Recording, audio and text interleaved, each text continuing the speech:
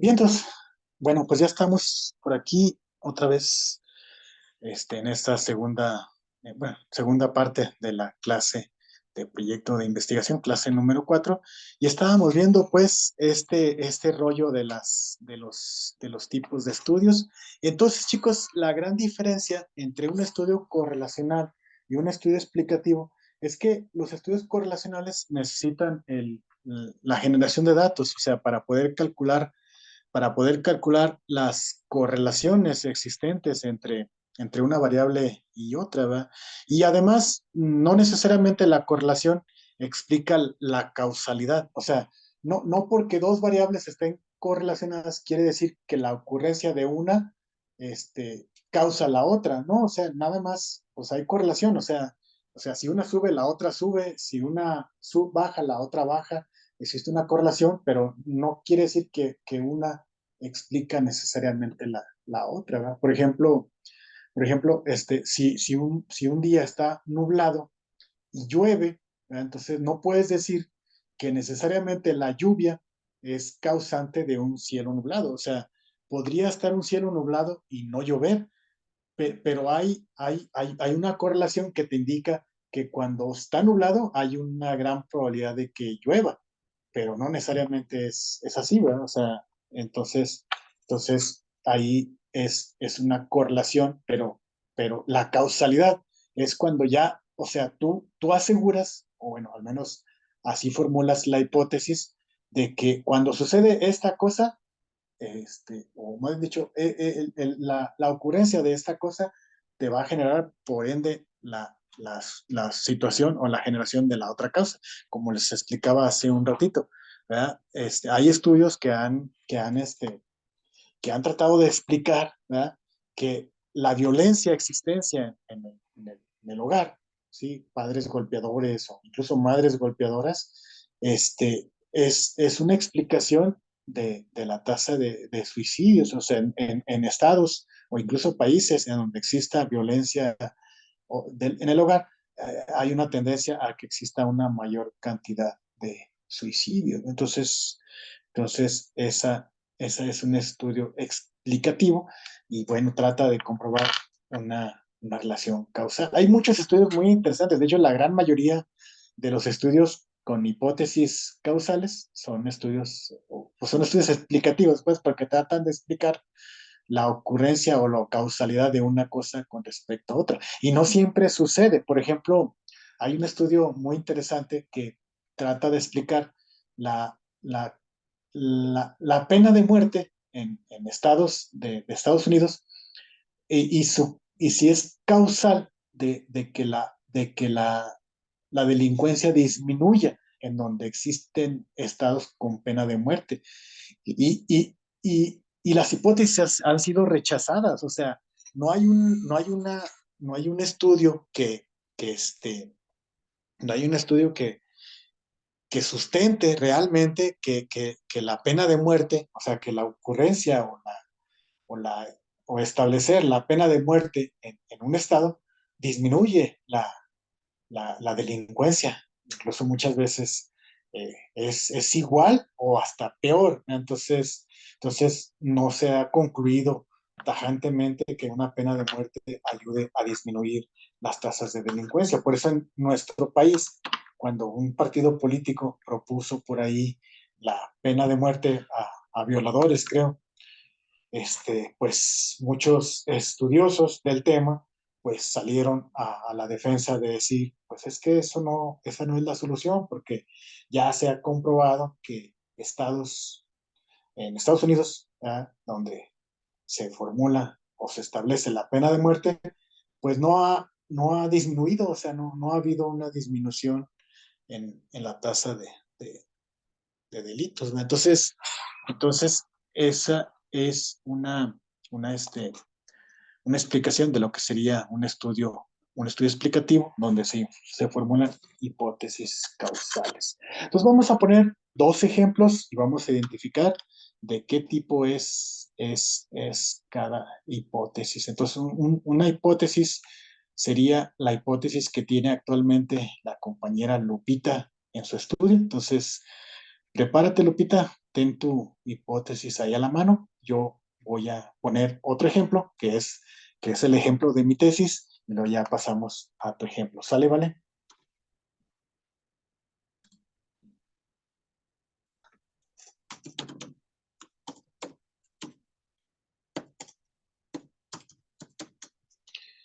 Bien, bueno, vamos a ver este, este estudio. Ya ven, ya se los había presumido con anterioridad. Es mi tesis de doctor. Por aquí se encuentra en este repositorio institucional, que es el centro de investigación donde yo estudié mi doctorado, el CIATEC.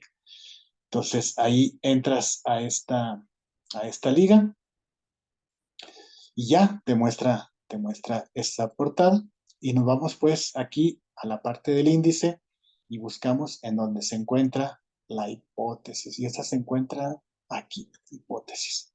Sí, y entonces vean, dice, si los problemas de flujo interno de mercancía están afectando el tiempo de atención a clientes de un sistema de ventas al menudeo, entonces un análisis usando simulación de eventos discretos y técnicas de inteligencia artificial disminuye al menos un 40% los tiempos de espera en las filas. ¿Sí? Entonces, esta hipótesis planteada por un servidor es una hipótesis explicativa, ¿verdad? Es una hipótesis causal. Es decir, yo estoy diciendo, ¿verdad? Que si tienes problemas en general, si tienes problemas de flujo en un sistema que maneje mercancías y que el sistema sea de atención a clientes en un sistema de ventas al menudeo, llámese refaccionaria, llámese farmacia, llámese tienda de abarrotes, llámese cualquier sistema donde manejes mercancía y que tengas atención a clientes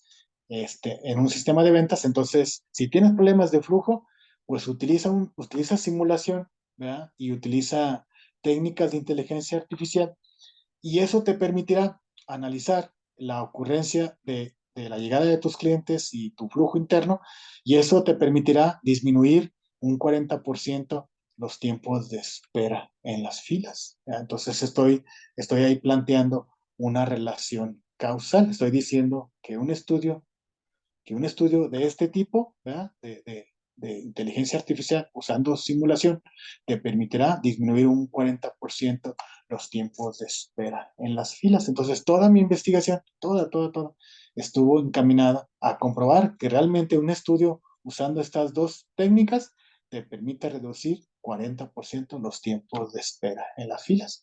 Es una hipótesis causal. Y si te fijas, lo estoy planteando como una aseveración, o sea, lo estoy planteando como una proposición lógica. Si los problemas de flujo interno de mercancía están afectando el tiempo de atención a clientes, es decir, si hay tiempos de espera en las filas, entonces usa un estudio de este tipo y verás que tus tiempos de espera se disminuyen hasta 40%. Uh-huh.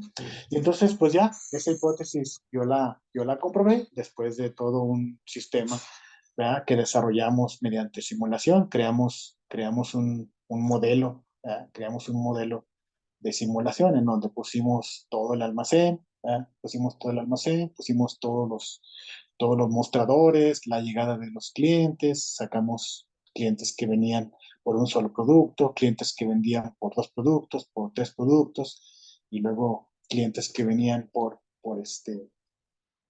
clientes que venían por piezas eléctricas, por piezas mecánicas de motor, clientes que venían por piezas de suspensión, clientes que venían por piezas de embrague y así, o sea, identificamos todos los tipos de clientes y sus números de productos que se llevaban, ¿verdad?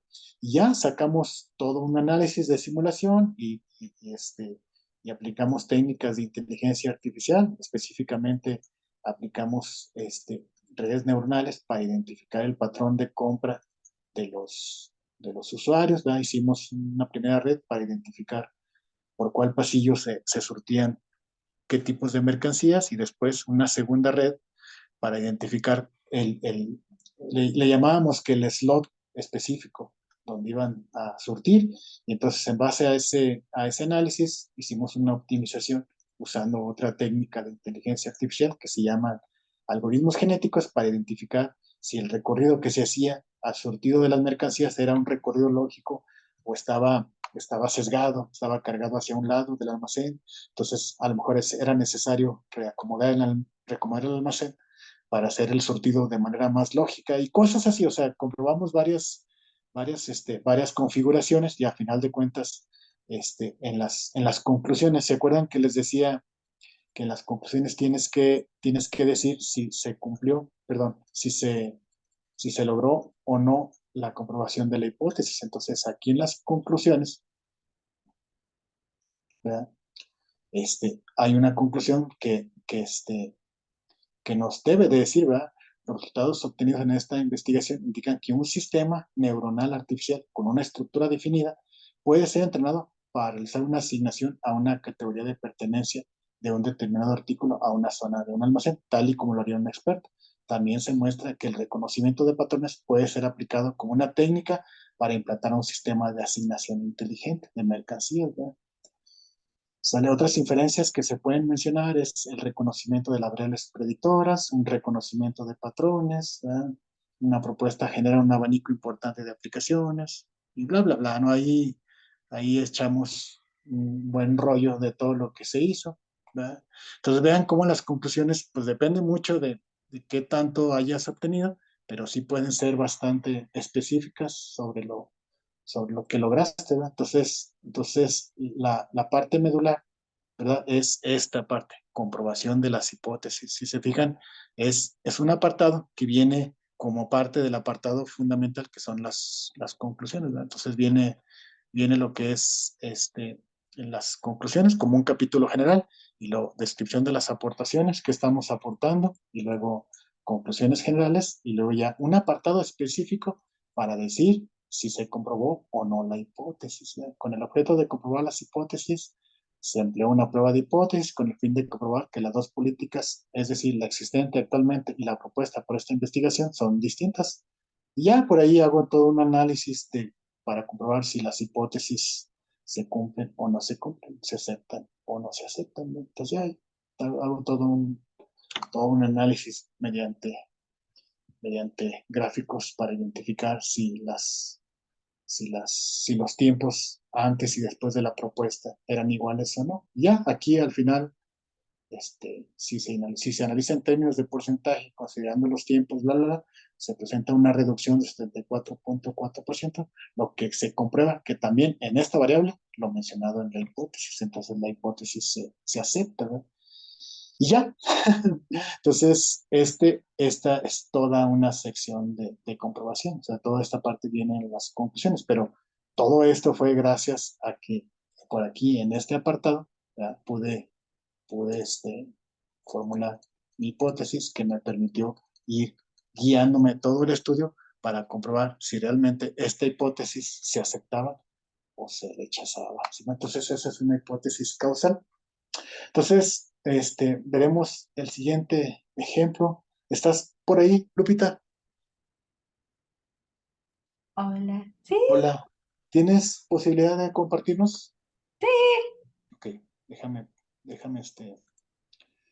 ah, Nada más que, cuando yo hice esta cosa, sí. no sé si se acuerda que no hicimos una hipótesis en general, sino que hicimos la nula y la alternativa. Ajá, eso también es algo que quiero ver. Entonces, adelante. Sí, sirve que agarramos de Ah, ahí. bueno, Mm. pues, es muy difícil de guacha. Sí, ahí está ya. Ujú. Bueno, yo primeramente, dividí el apartado en hipótesis nula y alternativa. Como hipótesis nula puse, la hipótesis nula del presente proyecto es la siguiente. El dispositivo electromecánico propuesto podrá obtener una composta de características críticas adecuadas y estandarizadas con base en la automatización del proceso y el monitoreo de las variables de temperatura, humedad y pH. Gracias. Esa hipótesis, Lupita, perdón, Ajá. gracias, es sí, el ejemplo más palpable de lo que es una aseveración o una proposición lógica. O sea, tú estás proponiendo que un dispositivo electromecánico, ¿ah? O sea, un dispositivo que tiene partes mecánicas y partes electrónicas o eléctricas, ¿verdad? Podrá obtener una composta con características críticas adecuadas, o sea, que funcione y que ese funcionamiento permita generar, ¿verdad?, composta en ciertas características con máximo y mínimo, ¿verdad? Y estandarizadas, es decir, que siempre arroje el mismo valor de esas características críticas. Todo esto con base en la automatización del proceso y el monitoreo de esas tres variables. Excelente, así es. Esa es una muy, muy madura hipótesis planteada. De acuerdísimo. Muy bien, adelante, Lupita. Bueno, y como hipótesis alternativa, ay, santo cielo, ok, ya. Sí, Dice, en la hipótesis alternativa del presente proyecto es la siguiente: el dispositivo electromecánico propuesto tendrá una composta con variación significativa en las características, perdón, creo que ahí aquí hay que características corregirle. Ajá, críticas de la composta. ajá. Y eso es todo. Ok, nada más ahí en esa parte, el dispositivo electromecánico propuesto, para que sea coherente con lo de arriba, ¿verdad? No sé cómo lo tenemos en la parte de arriba de producción o generación de composta. A ver, podrá obtener. Entonces, el dispositivo electromecánico propuesto generará o producirá o algo así. Ujú. O sea, que arroje algo. Producirá, está bien, me gusta. Así. El dispositivo electromecánico propuesto producirá una composta con variación significativa. Entonces, noten el planteamiento que hace la compañera Lupita respecto a sus hipótesis. Esa es otra manera de plantear una hipótesis enfocada a un segmento de la ciencia que es la estadística. Es decir, en estadística hay una ocurrencia muy común de estas hipótesis, las hipótesis nulas y hipótesis alternativas. La hipótesis nula es la que vas a comprobar si se acepta o no. Y entonces no quiere decir que tengas dos hipótesis, simplemente que son ambas total y absolutamente ¿cómo se dice el verbo? Es cuando, si sucede una, la otra no sucede. Son excluyentes. Ese es el concepto que estaba buscando. Son excluyentes. Es decir, si a lo largo de tu investigación, regrésale un poquito, Lupita, un poquito ahí. Si a lo largo de tu investigación, Lupita, y ya haces tu dispositivo y lo echas a andar y lo dejas trabajando, y si un día la primera compuesta te sale con pH de 8 y al siguiente día, la siguiente composta que te arroje te sale de 5, y luego la siguiente composta que te genera el siguiente día te sale de 3, y luego el siguiente día te genera una composta de pH de 9. Entonces tu hipótesis nula necesariamente será rechazada, porque no estás generando estandarización, es decir, no se está generando estandarización de las características críticas. Por lo tanto, rechazarías tu hipótesis nula, y como son mutuamente excluyentes, los quiere decir que si rechazas tu hipótesis nula, entonces aceptas la hipótesis alternativa. Es decir, el dispositivo electromecánico propuesto generará composta con una variación, con una variación significativa de las características críticas de la composta. Entonces, si tu proyecto, a excepción de Lupita, o sea, por ejemplo, Isidro o Robert, si sus hipótesis son así, es decir, que tengas pues la visión de plantear una hipótesis nula y que el no cumplimiento de esa hipótesis te genere el cumplimiento de la otra hipótesis, entonces estaría muy interesante que lo plantearas como lo plantea la compañera Lupita, con una hipótesis nula y una hipótesis alternativa. Excelente, Lupita, muy bien, muchas gracias. ¿Tienes alguna duda de esto, Lupita, de las hipótesis? No, profe, ninguna. ¿Está claro, va? Sí, muchas gracias. Ok, muy bien, gracias a ti. Si me ayudas para eso, para dejar de compartir y ver un poquito más de esto que ahorita nos hiciste favor de compartir. Cierto, existen en la literatura, ¿verdad? el planteamiento de diferentes hipótesis, ¿verdad? Esa clasificación de las hipótesis. Y la que acabamos de ver ahorita es esta que aparece aquí como nulas y alternativas, ¿verdad? Entonces, las hipótesis nulas, ¿verdad? Refutan o niegan lo que afirma la hipótesis de investigación. Por ejemplo, esta. Generalmente las hipótesis, ¿verdad? Son hipótesis que se identifican así, la hipótesis nula como H0. No me fijé si así la tienes identificada, Lupita, tu hipótesis nula. Sí, es Eh, HO para la H nula y la y alternativa es HA. HA, exactamente. Sí, sí, esta es el reverso de la nula, es la alternativa, y el reverso de la alternativa es la nula. Entonces, también esa es otra manera de plantear tus hipótesis, ¿no? Tus hipótesis nulas y las hipótesis alternativas. Ujú, así es. Entonces, ya al momento de probar tus hipótesis, pues puedes probarlas de manera cuantitativa, ¿verdad? Mediante una prueba o un escrutinio de los datos, como por ejemplo lo que te decía o lo que les decía hace ratito de un coeficiente de correlación de Pearson, ¿va? Para comprobar si tu hipótesis se acepta o se rechaza.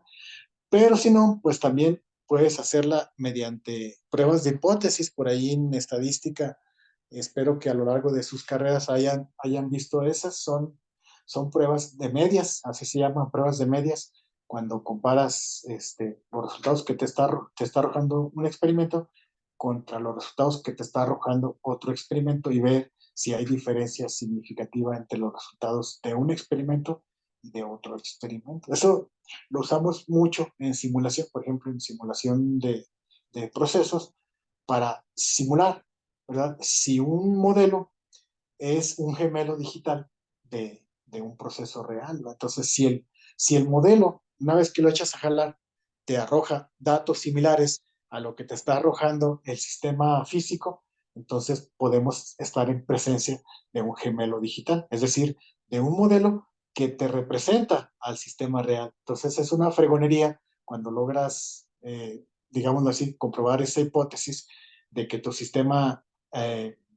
simulado te arroja datos similares que tu sistema real, porque entonces ya te permite hacer experimentación en tu sistema simulado sin que tengas que hacer cambios en el sistema real. Entonces eso es una fregonería porque te ahorra costos, te ahorra posibilidades de accidentes, te ahorra tener que usar el equipo físico y no lo usas porque pues está en la línea de producción. Entonces los gemelos digitales ayudan mucho para hacer experimentación sin que tengas que estar dependiendo de la disponibilidad o no de un equipo físico. Entonces, esa es una comprobación de hipótesis, cuando compruebas si los datos que te está arrojando un sistema físico son iguales o no a un sistema simulado. ¿Sí? Entonces, todo este material te explica las hipótesis, te digo, ahí lo subiré. ¿Sí? Entonces, ya nomás esta parte, ¿va? De los tipos de variables, porque pues yo les hablo mucho, ¿va? Les he estado hablando mucho a lo largo de esta clase,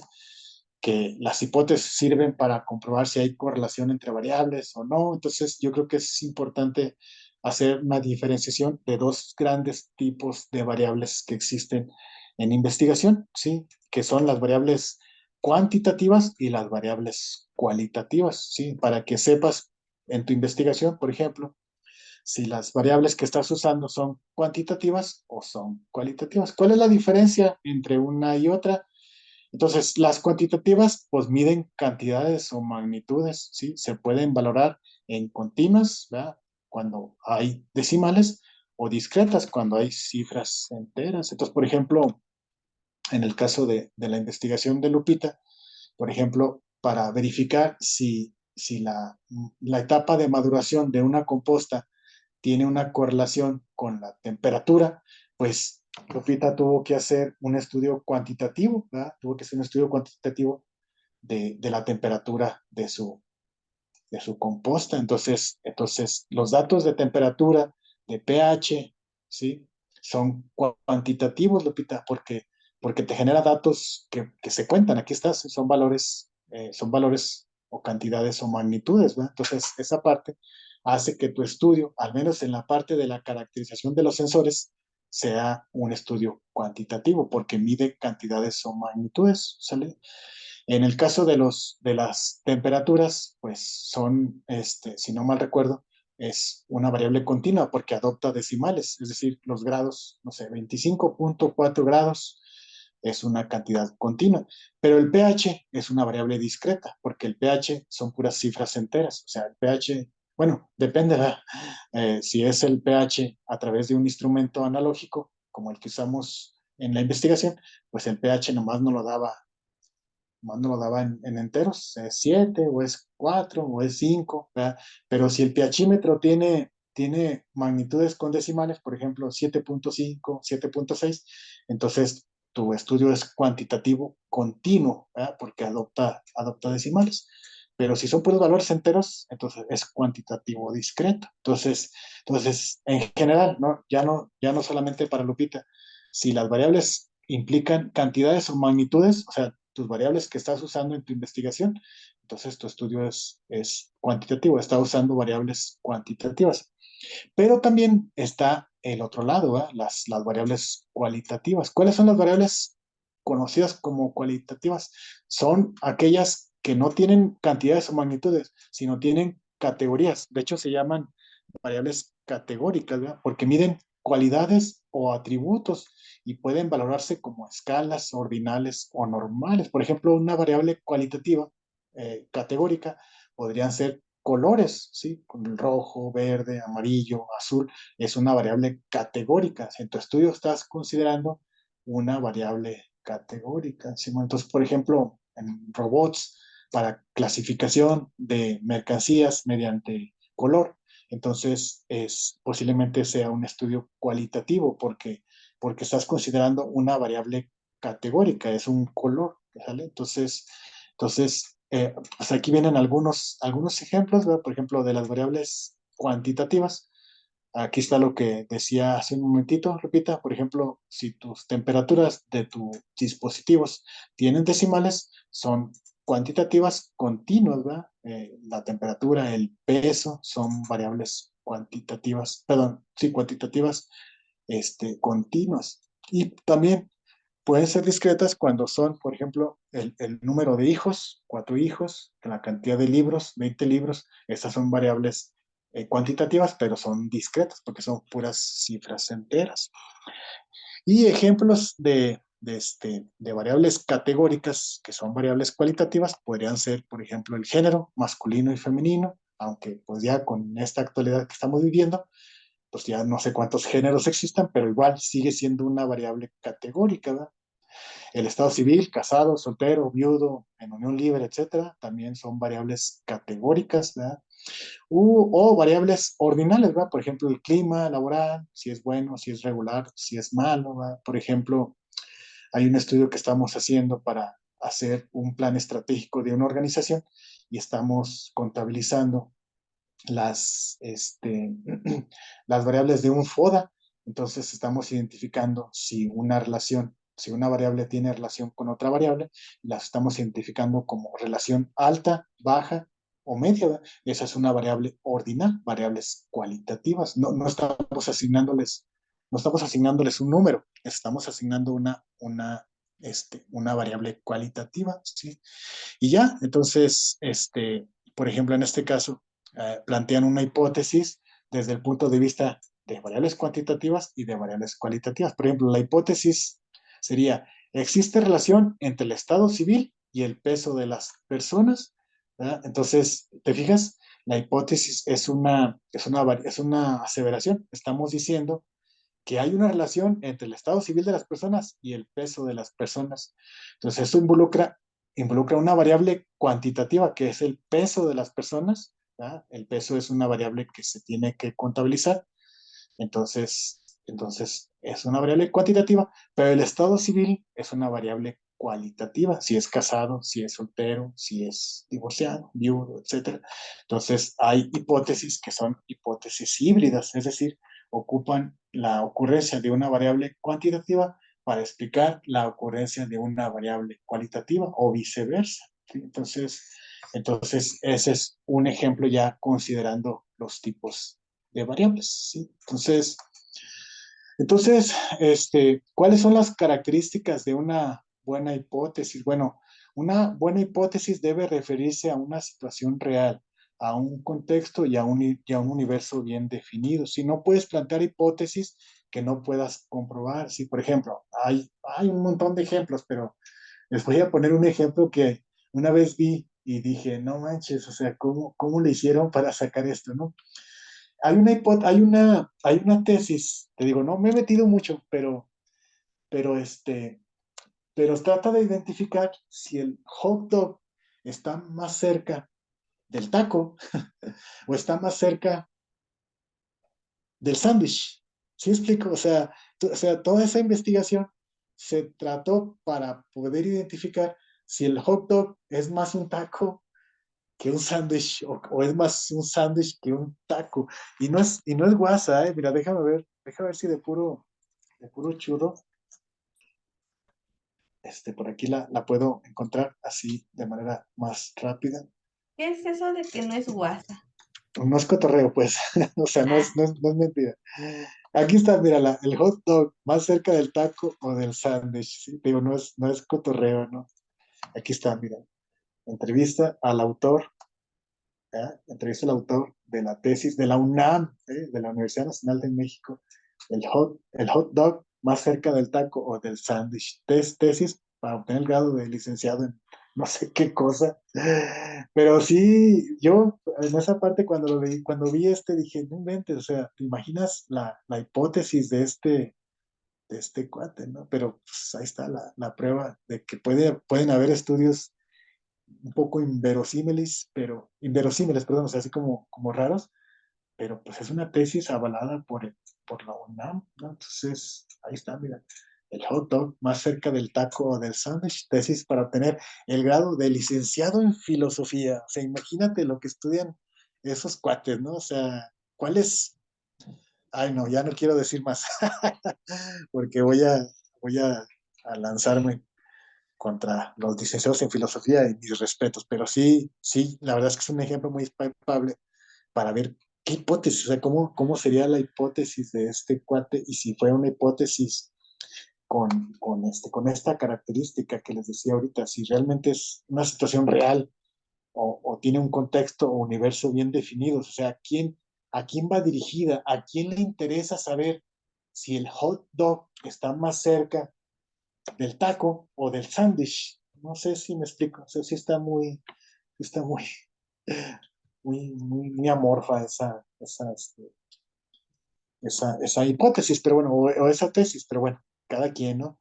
Entonces, las variables de la hipótesis deben de ser comprensibles, deben ser precisas y lo más concretas posibles, ¿sí? Por ejemplo, también alguna vez, más que es así, no me acuerdo dónde la vi, trataban de comprobar si el aura, así tal cual, si el aura de una persona estaba directamente relacionada con la cantidad de amigos que tenía una persona. Entonces, les digo, esa investigación no fue del todo provechosa, porque las variables no están muy precisas o no son muy concretas, porque ¿cómo mides el aura de una persona? O sea, hasta donde yo sé, eso es un concepto subjetivo, nos dicen que tiene colores, que el aura blanca son personas que caen bien y que el aura negra son personas que son despreciables y no sé qué rollo, pero ¿cómo ves el aura? O hay un aurómetro para medirla. En realidad, esa parte de ahí como que sí dificulta un planteamiento de una hipótesis, porque no es una variable muy concreta o no está muy precisa. Bueno. Bien, la relación entre las variables de la hipótesis deben de ser claras y muy verosímiles, es decir, deben de ser lógicas, tienen que tener pues sí, tiene que haber una explicación de eso, ¿no?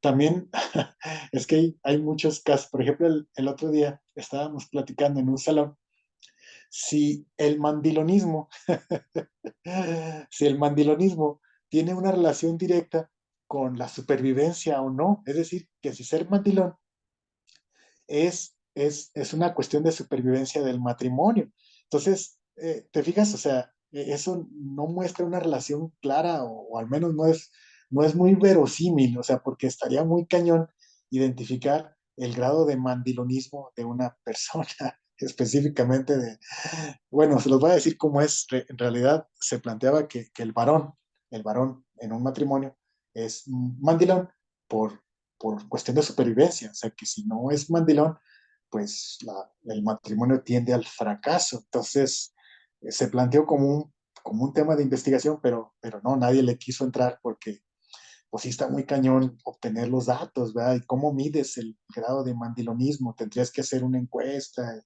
valorar los reactivos, y sí se pone muy cañón. Entonces las variables y la relación entre ellas deben de ser muy, muy fácil de observarse.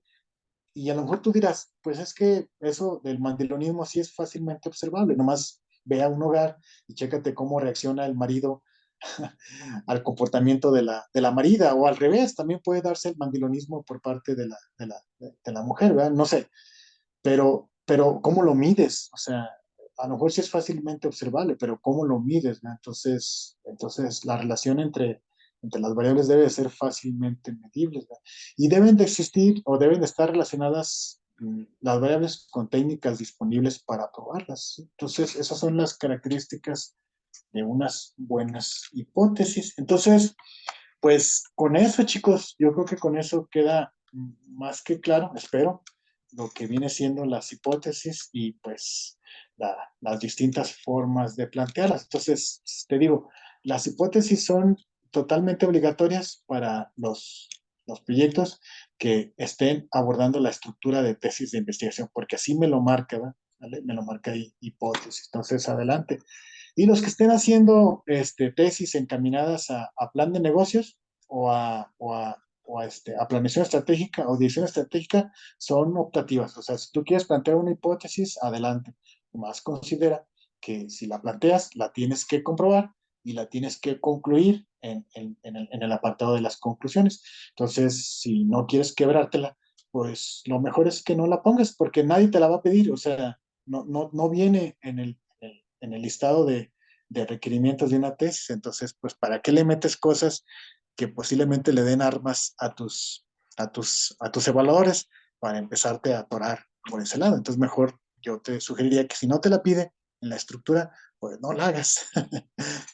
No le des herramientas a tus evaluadores para que te evalúen cosas que a lo mejor no estén bien planteadas. ¿Sí? Entonces, repito, ni en el plan de negocios, ni en el estudio financiero, te digo, en el estudio de planeación estratégica, te pide la hipótesis, solamente en aquellos que estén siguiendo el proyecto de estructura de tesis de investigación. Entonces, el caso de Lupita, pues creo que no te escapas, ya la tienes, no hay ningún problema. El caso de eh, Robert, con su estudio de planeación, no, de este, inteligencia artificial aplicada a las relaciones internacionales, creo que también no hay saque, la tiene que plantear. Y Isidro, recuérdame, Isidro, ¿cuál es tu tema, por favor? Es de plan de negocios, de lo de artículos personalizados. Ah, cierto, sí. Entonces, pues ya la libraste, si es tu decisión, si la quieres incluir o no. ¿Sale? Ok, muy bien. Sale. Muy bien, chicos, pues me queda menos de un minuto y pues prácticamente el tema está terminado. Entonces, si no tienen más dudas, por hoy sería todo. Muchas gracias y pues estamos en contacto para seguir con lo de la tesis. Entonces, pongo por ahí en la plataforma una liga. Si te aplica, pon la hipótesis. Si no te aplica, no pasa nada. ¿Sale? Sale, muchas gracias. Gracias. Hasta luego. Adiós, Gracias, Lupita. profe, adiós. Bye. Nos vemos. Nos vemos. Bye.